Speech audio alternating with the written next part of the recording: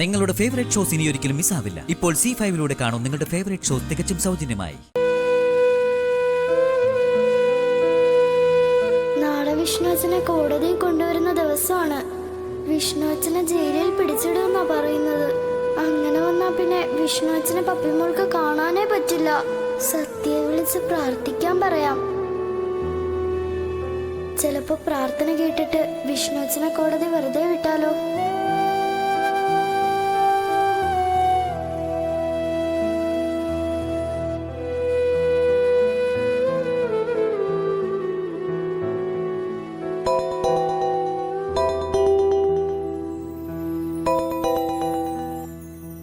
Hello puppy.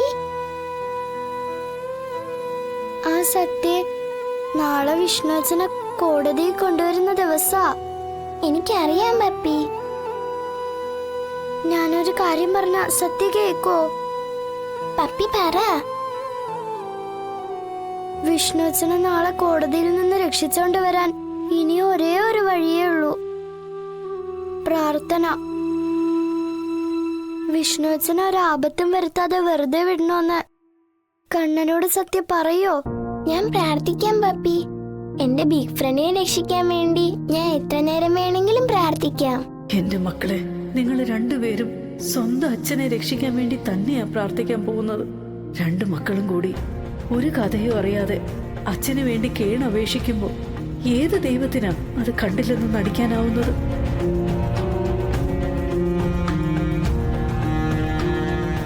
അച്ഛനെന്ന് നിങ്ങൾ പറഞ്ഞില്ലെങ്കിലും ആ ചോരയുടെ ഗുണമുണ്ടല്ലോ. രക്തത്തെ തിരിച്ചറിയുമെന്ന് പറയുന്ന ആ സത്യം ഒന്ന് മാത്രം മതി നിങ്ങളുടെ പ്രാർത്ഥന ഈശ്വരൻ കേൾക്കാൻ.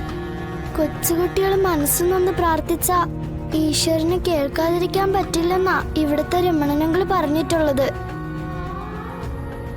ശരിക്കും സങ്കടപ്പെട്ടതിന് ഭഗവാനെ വിളിക്കണേ സത്യേ. നമ്മുടെ സങ്കടം കണ്ട് ഭഗവാന്റെ കണ്ണ് നിറയണം. അപ്പൊ നമ്മുടെ വിഷ്ണുവച്ചനെ അവര് വെറുതെ വിടും. ഞാൻ കരഞ്ഞു തന്നെ പ്രാർത്ഥിക്കാം പപ്പി.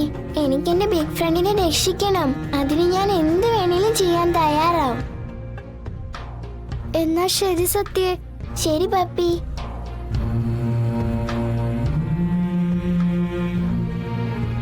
ആ ശാരദാമ്മേ, പ്രാർത്ഥിച്ച ബിഗ് ഫ്രണ്ടിനെ വെറുതെ വിടുവെന്നാ പപ്പി പറയുന്നേ. മോള് പ്രാർത്ഥിക്ക്, നല്ലോണം പ്രാർത്ഥിക്ക്. അപ്പൊ നാളെ എന്റെ ബിഗ് ഫ്രണ്ടിനെ വെറുതെ വിടോ?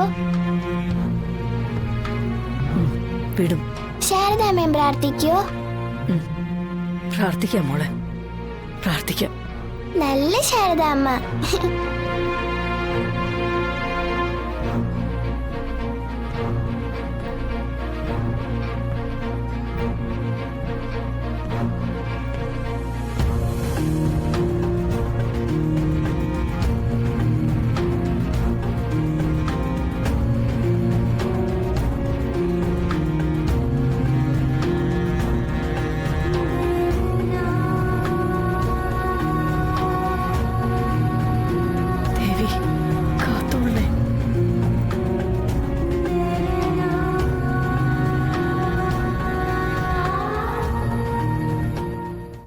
ഡൗൺലോഡ് ചെയ്യൂ C5 ആപ്പ്. കാണൂ എല്ലാ എപ്പിസോഡുകളും സൗജന്യമായി.